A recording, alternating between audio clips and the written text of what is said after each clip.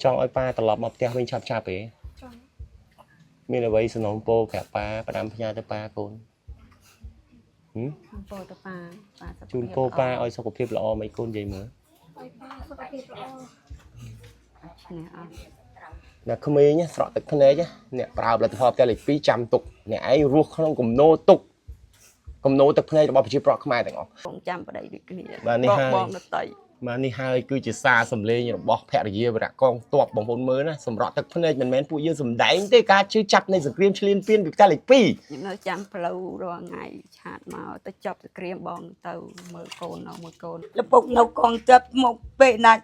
nhà xử lý ở nhom ở bùa cháu nhom dụng bật đá ở bùa cháu bật đá xong ở cháu chụp tới cái đây xong cái đâyran từng ô cái này nhom mà nó cháu nhom tôi nè này nhom vô con mau ai bằng phô được không này con để nhom ban xoan già mà ôn này mà đo khi tăng tia mong vài giờ tối mũi sân này khơi nha bà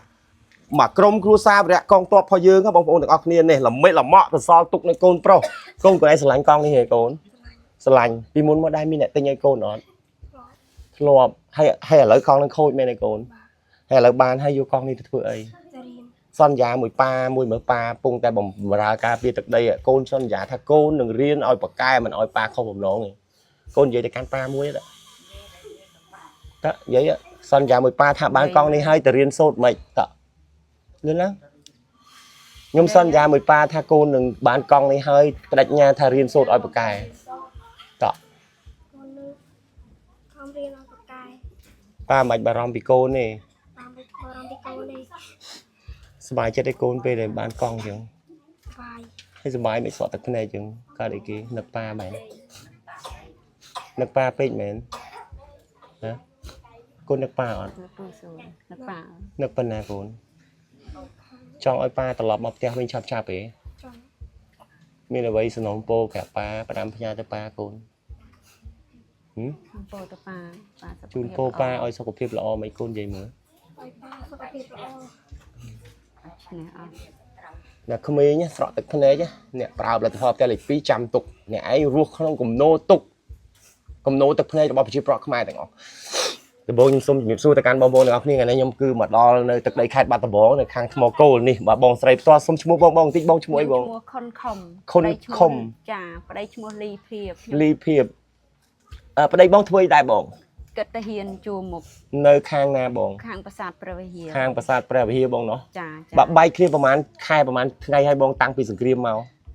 ខ្ញុំបែក4ខែ5ខែតាំងពីចូលឆ្នាំមកថ្ងៃចូលឆ្នាំមកគាត់មកបានមួយថ្ងៃគាត់និយាយទូរស័ព្ទមួយគាត់ចុងក្រោយនិយាយដល់ពេលណាបងនិយាយចឹងរាល់ថ្ងៃនេះក៏នៅនិយាយប៉ុន្តែគាត់ថាអត់បាននិយាយយូរទេបានតែឆាតសលេងបាននៅផ្លេវាអត់មានធ្វើបានគាត់5ផ្ញើអីខ្លះឲ្យមើលកូនថែសាកូនមើលកូនថែសាកូនបងនៅការពារជួរមុខការពារទឹកដីការពារជួរមុខការពារទឹកដីចាគាត់នៅជួរមុខគាត់នៅការពារទឹកដីខ្មែរយើងចាប់ទាំងក្រៀមបងនឹងនៅមួយកូននៅមួយអូនបញ្ញាសំណោះទេពេលឮសំឡេងប្តីនិយាយពីរឿងគ្រួសាររបស់យើងបងមានអីផ្ដាំផ្ញើទៅកាន់ប្តីរបស់បងនិងវរៈកងទ័ពជួរមុខដែលកំពុងតែនៅការពារទឹកដីបែកក្រុមគ្រួសារដូចបងខ្ញុំសូមជូនពរឲ្យបងការពារជួរមុខឲ្យបានសុខភាពល្អសូមឲ្យឈ្នះអស់មានសត្រូវសូមឲ្យរួចផុតពីខ្មាំងទាំងឡាយឲ្យឈ្នះអស់មានសត្រូវឲ្យបានមកជួបវិលមកជួបប្រពន្ធកូននៅផ្ទះវិញខ្ញុំក៏នៅរងចាំប្តីដូចគ្នា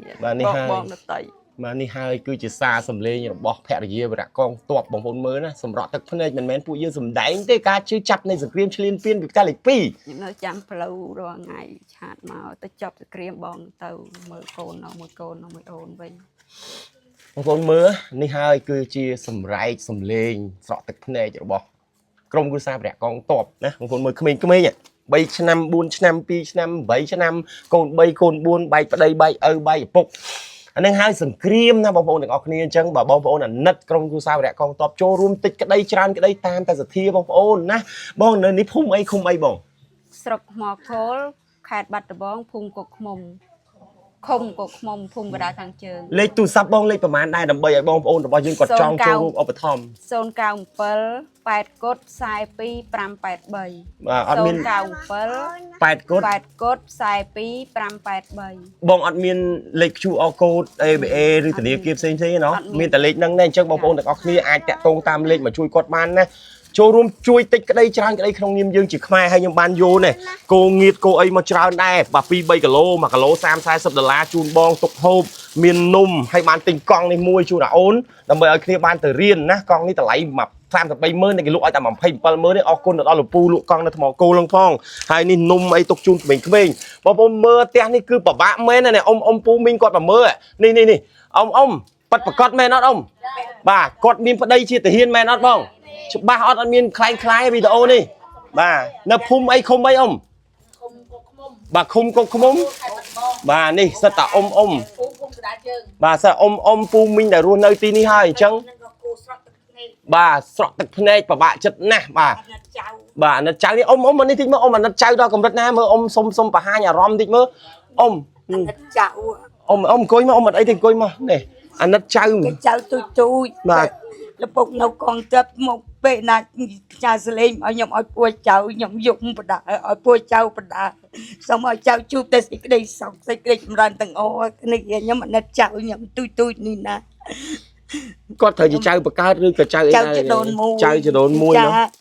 ខ្ញុំអាណិតចៅទូច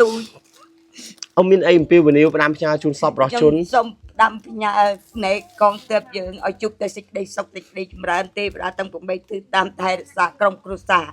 និងណែកងទ័ពយើងដែលនៅសមរភូមិមុខសូមឲ្យជួបតែសេចក្តីឈ្នះឲ្យឈ្នះវាសត្រូវគ្រប់ទិសទីណាកូនណាចៅណាអ៊ំមានអីអំពាវនាវដល់សពរបស់ជនដែលគាត់អាណិតក្រុមគ្រួសាររបស់បងស្រីថាចង់ឲ្យចូលរួមសពរបស់ជនយ៉ាងម៉េចខ្ញុំឆ្អែតខ្ញុំអាណិតចៅពេកបាទគាត់អត់ដឹងនិយាយថាម៉េចចឹងបងប្អូននិយាយថាម៉េចតែខ្ញុំអាណិតចៅសិនជាអាណិតក្រុមគ្រួសាររបស់បងស្រីវីរៈកងទ័ពចាំខ្ញុំដាក់រូបបងកងទ័ពប្តីគាត់តែម្ដងណា